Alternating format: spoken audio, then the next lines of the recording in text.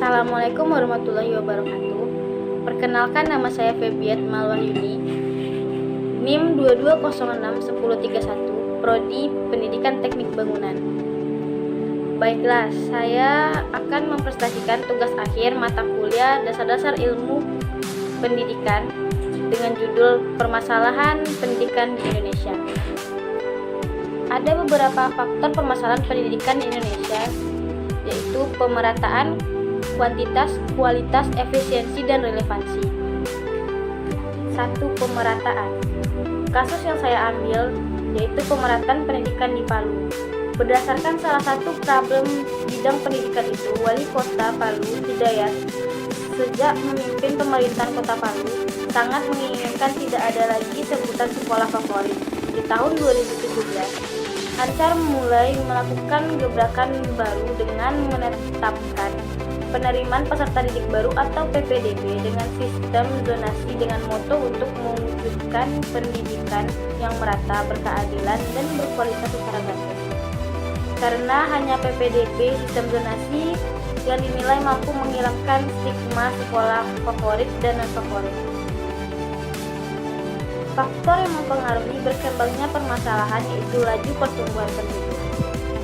Istilah atau sebutan sekolah favorit sangat familiar di masyarakat, terutama orang tua, sehingga banyak dari mereka yang hanya ingin menyekolahkan anaknya di sekolah favorit, khususnya tingkat sekolah menengah pertama atau SMP. Di antaranya SMP Negeri 1 Palu, SMP Negeri 2 Palu, SMP Negeri 3 Palu, dan SMP 4 Palu. Imbasnya, setiap tahun pada penerimaan peserta didik baru atau PPDB, sekolah favorit selalu menjadi rebutan, sementara sekolah yang tanpa status favorit atau yang berada di pinggiran kota Palu harus gigit jari. Bahkan bisa disebut menderita mencari peserta didik. Belum lagi pemerataan tenaga didik, dan di sekolah-sekolah favorit menumpuk tenaga pendidik. Tidak heran saat kompetisi Olimpiade Sains Nasional atau OSN, sekolah-sekolah favorit istilah yang selalu tampil gemilang menjuarai setiap mata pelajaran yang ada di OSN, sebab mereka mendapatkan bimbingan dan pendamping dari guru-guru yang berkompetensi. Upaya penanggulangan permasalahan. Untuk mewujudkan itu, Ansar melibatkan Dewan Pendidikan Kota Palu, PGRI, dan Ombudsman RI Perwakilan Sulawesi Tengah sebagai lembaga pengawas pelayanan publik. Untuk memaksimalkan itu, Ansar berkali-kali melakukan pertemuan dengan seluruh kepala sekolah SD dan SMP, hanya sekedar mengingatkan sebagai pimpinan di sekolah untuk senantiasa menjaga integritas dengan berpegang teguh pada regulasi yang telah dikeluarkan. Berdasarkan evaluasi PPDB sistem zonasi perdana, masih ada sejumlah kekurangan yang ditemukan dan harus diperbaiki ke depan. Di tahun yang sama, Ansar melakukan rotasi dan lelang jabatan kepala sekolah melalui rekrutmen yang sangat besar. 2. Kuantitas pendidikan di Indonesia. UNESCO pada tahun 2012 melaporkan bahwa Indonesia berada di peringkat ke-64 dari 120 berdasarkan penilaian Education Development Index atau EDI atau Indeks Pembangunan Pendidikan.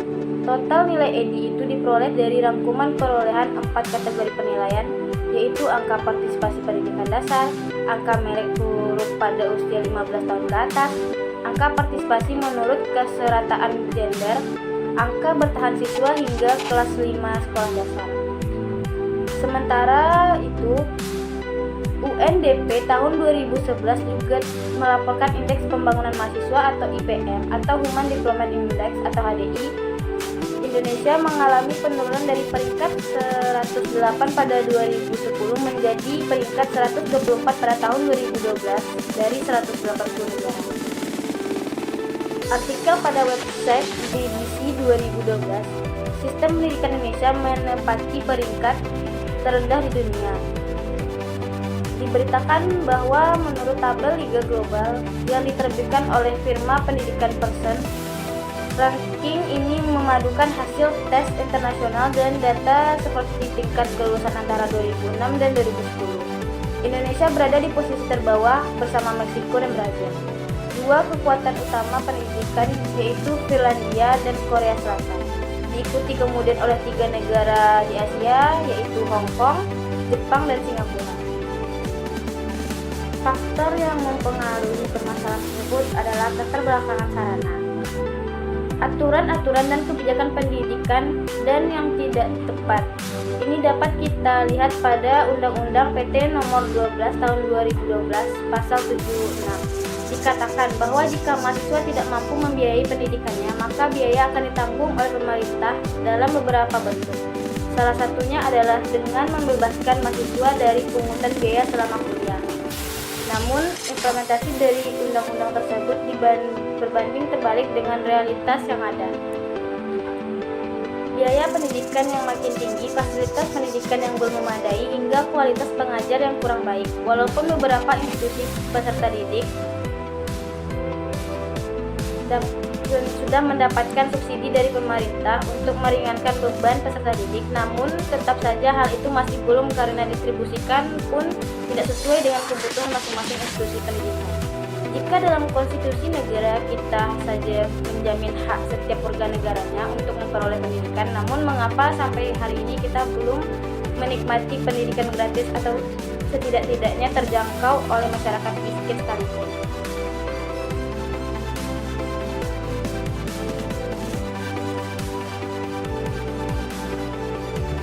Upaya mengatasi permasalahan tersebut: 1. Meningkatkan kualitas tenaga pendidik. 2. Meningkatkan ketersediaan fasilitas sarana dan prasarana. 3. Pemerataan tenaga didik serta fasilitas yang memadai. 4. Meningkatkan kualitas proses belajar mengajar. 5. Menambah penyediaan dana dalam kebutuhan di berbagai aspek. 3. Kualitas pendidikan di Papua.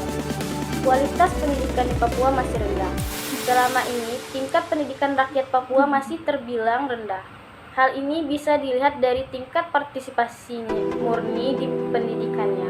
Badan Pusat Statistik 2010 mencatat angka partisipasi murni pendidikan Papua pada seluruh jenjang TK, SD, SMP, dan SMU atau SMK hanya mencapai 553.290 dari 1.270.150 anak usia sekolah 0-19 tahun. Artinya 50% lebih anak-anak usia sekolah tidak mendapatkan pendidikan di sekolah, terutama di kampung-kampung pedalaman. Faktor yang mempengaruhi permasalahan tersebut adalah keterbelakangan kehidupan. Faktor mahalnya biaya dan jauhnya sekolah menjadi kendala. Namun, faktor utamanya adalah kekurangannya guru berkualitas untuk mendidik anak-anak usia sekolah mendapatkan pendidikan layak. Dari total 20.624 guru di Papua, sebanyak 18.584 belum berkualifikasi sebagai guru. Sementara, baru 2.040 guru berkualifikasi S1. Dari jumlah itu, 1.176 telah bersertifikasi profesi guru dan sisanya 864 guru masih dalam proses sertifikasi. Di Papua Barat pun kondisinya pun tak jauh berbeda. Upaya atau solusi untuk permasalahan tersebut adalah pemerataan pendidikan melalui program digitalisasi sekolah. Kementerian Pendidikan dan Kebudayaan atau Kemendikbud terus berupaya melakukan pemerataan pendidikan yang berkualitas di tanah air. Seiring dengan perkembangan teknologi, Kemendikbud menghadirkan program digitalis sekolah di Provinsi Papua. Program digitalis sekolah di Papua dimulai di Wamena, Kabupaten Jayawijaya. Dalam kunjungan kerjanya di Wamena, Mendikbud Muhadjir Effendi secara simbolis memberikan bantuan berupa komputer tablet dan peralatan teknologi informasi dan komunikasi atau TIK untuk memudahkan guru dan siswa mengakses berbagai sumber dari belajar digital. Melalui digitalis sekolah, Mendikbud berharap tahun depan para peserta didik bisa memanfaatkan platform yang disediakan Kemendikbud, yaitu portal rumah belajar sebagai sumber belajarnya. Dengan program digitalis sekolah, Mendikbud menerangkan peserta didik di daerah terdepan, terluar, dan tertinggal atau 3T. Bisa bersaing dengan peserta didik di daerah maju. 4. Efisiensi. Sumber yang saya ambil adalah efisiensi permasalahan pendidikan di Jakarta. Siswa kelas 7 SMP 1 Rembang, Dimas Ibnu, tetap belajar di sekolah sendiri karena tak memiliki smartphone untuk belajar jarak jauh di tengah pandemi Corona atau COVID-19. Komisi 10 DPR RI mendesak Kementerian Pendidikan dan Kebudayaan atau Kemendikbud mencari solusi cepat untuk Dimas. Faktor yang mempengaruhi permasalahan tersebut adalah perkembangan iptek. Perkembangan iptek pasti menjadi permasalahan pendidikan sampai saat ini dikarenakan banyaknya siswa di Indonesia yang terlahir dari keluarga yang kurang mampu dan perluasan jaringan di Indonesia juga belum memadai sampai ke daerah pelosok. Upaya atau solusinya adalah perbaikan fasilitas. Perluasan jaringan ke daerah pelosok perlu dilakukan agar pembelajaran daring di tengah pandemi saat ini dapat berjalan dengan baik. 5. Relevansi. Sumber yang saya ambil adalah relevansi pendidikan di Bengkulu. Pertumbuhan pengetahuan industri manajemen dan teknologi informasi dan komunikasi atau TIK telah membawa dampak besar dari lembaga pendidikan. Mengubah kondisi, membuat kebijakan dan pendidik dan memasukkan konsep-konsep yang terbukti dengan sendirinya seperti pengetahuan, informasi, dan keterampilan. Aspek lain dari pendidikan yang terkait dengan masalah pembangunan manusia dan sosial menjadi penting ketika prioritas kembali relevan dengan kebutuhan masyarakat yang lebih luas dan sangat membutuhkan inovasi segera. Namun, menurut beberapa pendapat bahwasanya pendidikan lebih utilitarian daripada budaya. Menurut Undang-Undang Sistem Pendidikan Nasional Nomor 20 Tahun 2003, pendidikan menciptakan lingkungan dan proses belajar yang mendorong peserta didik untuk secara aktif mengembangkan potensi diri, jiwa keagamaan, pengendalian diri, kepribadian, kecerdasan, dan kepribadian yang luhur. Merupakan upaya sadar dan sistematis melakukan dan keterampilan yang diperlukan diri sendiri dan masyarakat. Faktor yang mempengaruhi permasalahan tersebut adalah keterbelakangan budaya dan sarana. Perkembangan potensi diri dari pelajar masih terhambat dikarenakan keterbatasan sarana dan prasarana yang ada di sekolah. Oleh karena itu, banyak pelajar yang setelah tamat sekolah tidak tahu akan kemana dan mau bekerja apa karena keterbatasan tersebut.